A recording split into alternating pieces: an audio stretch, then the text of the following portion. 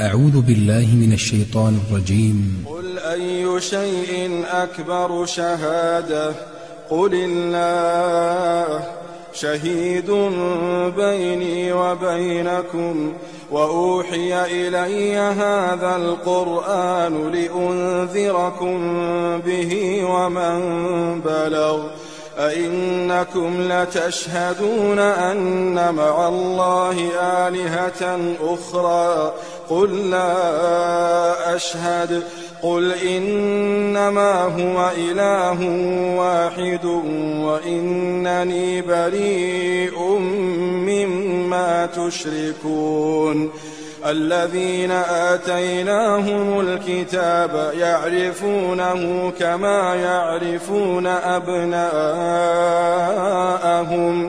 الذين خسروا أنفسهم فهم لا يؤمنون ومن أظلم ممن افترى على الله كذبا أو كذب بآياته إنه لا يفلح الظالمون ويوم نحشرهم جميعا ثم نقول للذين أشركوا أين شركاؤكم الذين كنتم تزعمون ثم لم تكن فتنتهم إلا أن قالوا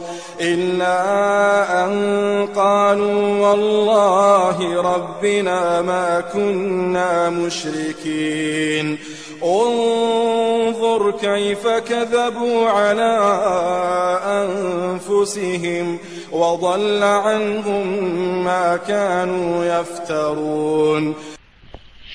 هذا كلام الله سبحانه وتعالى. الرافضة دائما يقسمون بأنهم لا يشركون وأنهم ما كانوا مشركين، والله سبحانه وتعالى يقول انظر كيف كذبوا على أنفسهم. خلونا نسمع الرافضة الآن وهؤلاء الشركاء الذين جعلوهم شركاء لله سبحانه وتعالى.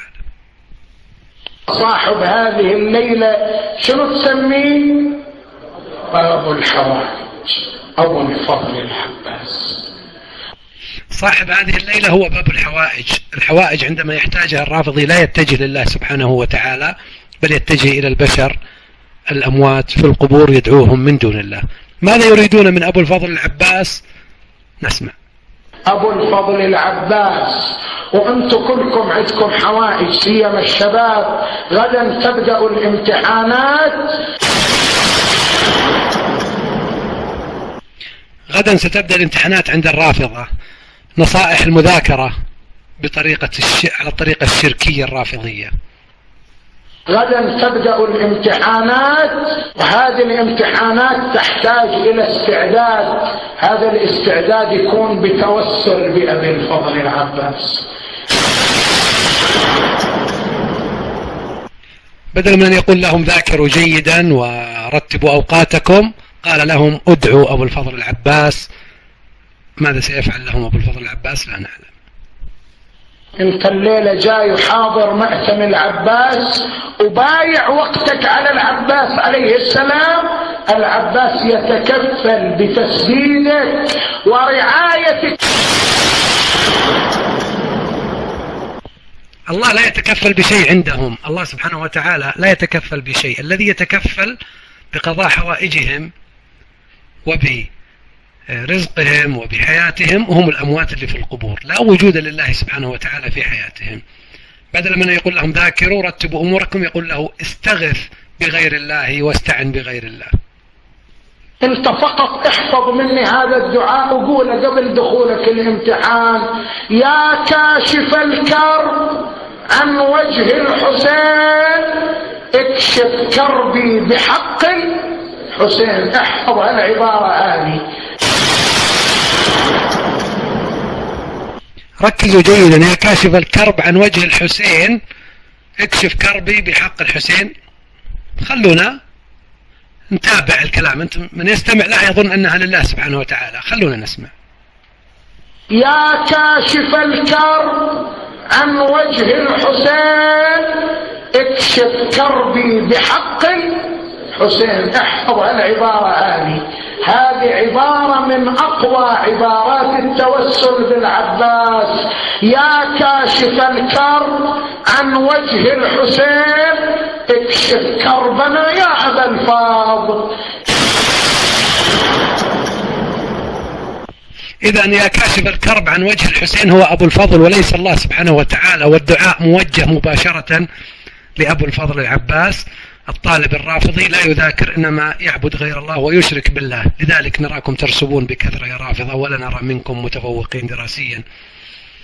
اكشف كربي بحق الحسين، هذه عبارة يتوسل بها من خلالها بحضرة العباس.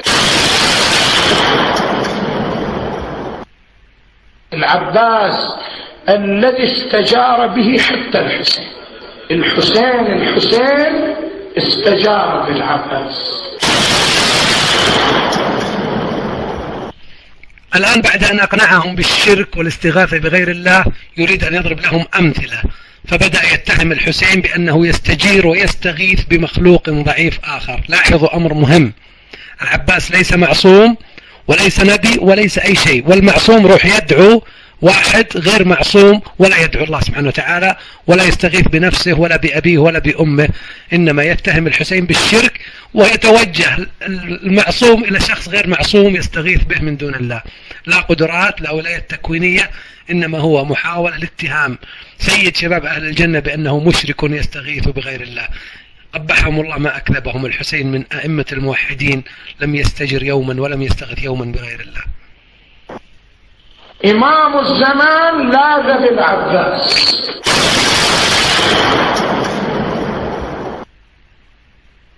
إن الذين تدعون من دون الله عباد أمثالكم فادعوهم فليستجيبوا لكم إن كنتم صادقين. الشيخ الأزري يقول أنا نظمت قصيدة في العباس وصل فيها إلى هذا البيت: يوم أبو الفضل استجار به الهدى من؟ الحسين استجار بالعباس. يوم أبو الفضل استجار به الهدى. يقول ما عرفت أكمل البيت، شلون أكمله ما عرفت، نمت. لاحظوا الآن بدأ الأشياء يعني بدأت الدراما وبدأ الأكشن. قال قصيدة يوم استجار به الحسين بالعباس فتعب ونام. ما الذي حصل؟ بالطيف شفت الحسين بالرؤيا. الشيخ الأزري يقول صحيح أنا شفت الحسين لكن شفته بحالة مفجعة. شلون؟